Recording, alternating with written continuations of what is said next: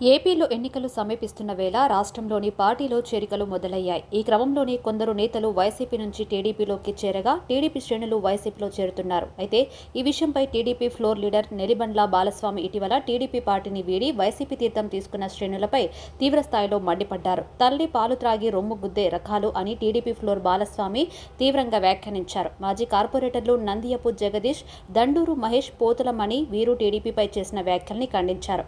తన కార్యాలయంలో మీడియా సమావేశం నిర్వహించారు. ఈ సందర్భంగా ఆయన మాట్లాడుతూ వీరు పార్టీ మారితే మారచ్చు, అది వారి వ్యక్తిగత విషయమని అన్నారు. కానీ విజయవాడ నగరంలో గుర్తింపు లేని మిమ్మల్ని బోండా ఉమామహేశ్వరరావు చేరదీసి కార్పొరేటర్ పదవులు ఇప్పించి పార్టీలో ఒక గుర్తింపు తెచ్చిన వ్యక్తిపై అనుచిత వ్యాఖ్యలు చేయడం మంచిది కాదన్నారు.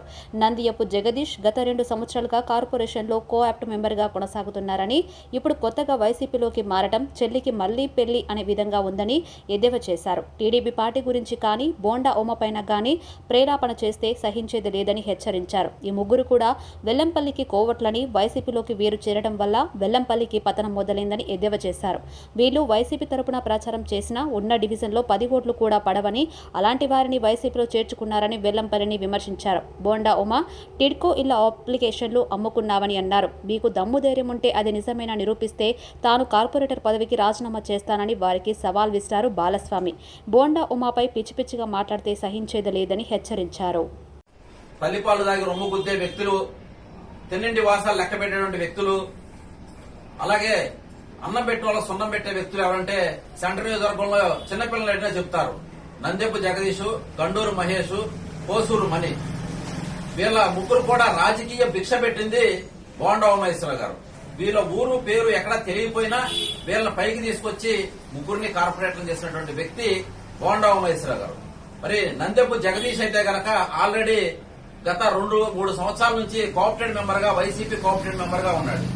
బోండా ఉమా గారు సీట్ ఇస్తే కార్పొరేటర్లకు గెలిచి నానిగారితో కోవట్టుగా తిరిగి నానిగారితో రాజకీయాలు లాబింగ్లు చేస్తూ 4 రకాలుగా వీళ్ళు 4 రాజకీయ నాయకులతో తిరుగుతూ మరి నమ్మక ద్రోహం చేసిన వ్యక్తులు వీళ్ళ ముగ్గురు. బోండా ఉమా గారు అప్లికేషన్లు అమ్ముకున్నాడు, ఇళ్ల అప్లికేషన్ అని చెప్పి వీళ్ళు చెప్పడం హాస్యాస్పదంగా ఉంది. బోండా ఉమా గారు అందరికి కూడా ₹1 తీసుకోకుండా అప్లికేషన్లు అందరికీ ఇళ్లకు సంబంధించి అప్లికేషన్ చెక్ కూడా అందరికి ఇచ్చాడు. బోండా ఉమా గారు ఒక్క అప్లికేషన్ ₹1 తీసుకున్నాడని చెప్పి నిరూపిస్తే నేను కార్పొరేటర్ గా, ఫ్లోర్ లీడర్ గా రాజీనామా చేస్తానికి సిద్ధంగా ఉన్నాను. బోండా ఉమా గారు ఎక్కడా కూడా అవినీతి అనే దానికి తావు లేకుండా 5 సంవత్సరాలు పరిపాలించిన వ్యక్తి బోండా ఉమామహేశ్వరరావు గారు. మీ ముగ్గురు కూడా తల్లిపాలు తాగి రొమ్ముగుద్దే విధంగా మరి మీరు బోండా ఉమా గారి మీద ఆరోపణలు చేయడం అనేది హాస్యాస్పదంగా ఉంది. మా చెల్లికి పెళ్లి జరగాలి మళ్లీ అన్నట్టుగా మీరు వైసీపీ పార్టీలో ఎన్నిసార్లు చేరతారు? మీరు ఆల్రెడీ కేసీఆర్ నాని గారితో పాటు జాయిన్ అయ్యారు. తర్వాత మళ్లీ అంతకుముందు గతంలో 2018లో జాయిన్ అయ్యాడు ఇతను నందెపు జగదీష్. వీళ్ళకి నందెపు జగదీష్ కి బోండా ఉమా గారు స్టోర్లు ఇప్పించాడు. నీకు ఫుడ్ కోసం నీకు 2 చేతులు నోట్లోకి వెళ్తున్నాయంటే బోండా ఉమా గారు పెట్టిన భిక్ష. అదే నోటితో నువ్వు బోండా ఉమా గారిని విమర్శిస్తున్నావంటే నీకు ఇంకో పార్టీ మారిన దగ్గర నుంచే వెల్లంపల్లి శ్రీనివాసరావు పతనం స్టార్ట్ అయింది. వెల్లంపల్లి శ్రీనివాసరావు మీరు పార్టీలో చేరంగానే అతను పతనం స్టార్ట్. అతను తెలియక అమాయకుడు మిమ్మల్ని జాయిన్ చేసుకున్నాడు. విజయవాడ నగరంలో మిమ్మల్ని ఎవరు జాయిన్ చేసుకోరు, అతను ఒక్కడే మిమ్మల్ని జాయిన్ చేసుకున్నాడు. అతను పతనం స్టార్ట్ అయింది. బోండా ఉమా గారు ఎక్కడైనా అవినీతి చేశాడని గానీ, బోండా ఉమా గారు ఏదైనా అప్లికేషన్ అమ్ముకున్నాడని గానీ మీరు నిరూపిస్తే కార్పొరేటర్ గా నేను రాజీనామా చేస్తాను. పనికిమాలిన మాటలు మానేయండి. పనికిమాలినటువంటి వ్యక్తులు పార్టీలు వీడిపోవడం సంతోషంగా ఉంది. తెలుగుదేశం పార్టీకి పట్టిన దరిద్రం వదిలింది. తెలుగుదేశం పార్టీ ఇప్పుడు హ్యాపీగా ఉండదు. ఈ దరిద్రం వైసీపీకి పట్టింది. కాబట్టి విజయవాడ నగర ప్రజలందరూ తెలుసు, ఈ ముగ్గురు వల్ల 3 ఓట్లు కూడా పడవు. వీరు చెప్తే వేసేవాళ్ళు ఎవరు ఓటర్స్ లేరు. విజయవాడ నగర ప్రజలు, సెంట్రల్ నియోజకవర్గంలో అందరూ తెలుసు బోండా ఉమా గారు అంటే ఏంటో. మీరు ఆరోపణలు చేసినంత మాత్రాన్ని ఎవరు నమ్మే పరిస్థితులు లేరు. బోండా ఉమా గారి విజయాన్ని ఎవరు ఆపలేరు.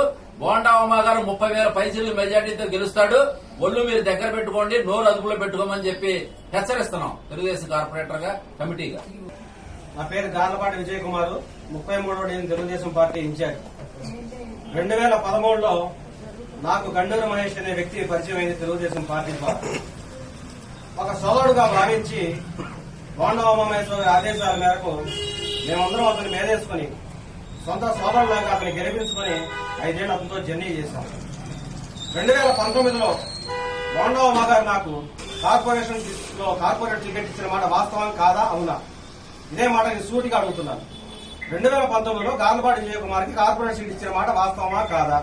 నువ్వు నన్ను ఆపి నాకే కావాలని చెప్పి నన్ను పట్టుకొని తీసుకెళ్లి మాట్లాడించిన మాట వాస్తవమా కాదా? ఎందుకు నీకు ఇవ్వలేకపోయారు అనేది ఒక ఆలోచించుకోవాలి. బోండా ఉమామహేశ్వర అనే వ్యక్తి లేకపోతే గండూరు మహేష్ అనే వ్యక్తి కానీ గాలపడి శివ వ్యక్తి లేదు. ఆయన సత్యామూరు ప్రజల గుండెల్లో ఉన్న మనిషి. ఆయన అత్యధిక మెజార్టీతో కనిపిస్తున్న వ్యక్తులు సత్యామూరు ప్రజలు. బ్రాహ్మణులు అంటే అత్యంత విశ్వాసంగా ఉండే వ్యక్తి బోండా ఉమా గారు. ఆయనకి రాబోయే రోజుల్లో అత్యధిక మెజార్టీ ఇదే సత్యామూరుకి ఇచ్చి చూపిస్తామని ఘంటవరంగా తెలియజేస్తూ, మీరు వెళ్ళిపోతే వెళ్ళిపోయారు, నిందలు వేయకండి, మీ పని మీరు చూసుకోండి. అంతేగాని బోండా ఉమా గారిని ఒక్క మాట కూడా ఇక్కడ ఎవరు కూడా తెలుగుదేశం పార్టీ వాళ్ళు ఊరికే సమస్య లేదని తెలియజేస్తున్నాం.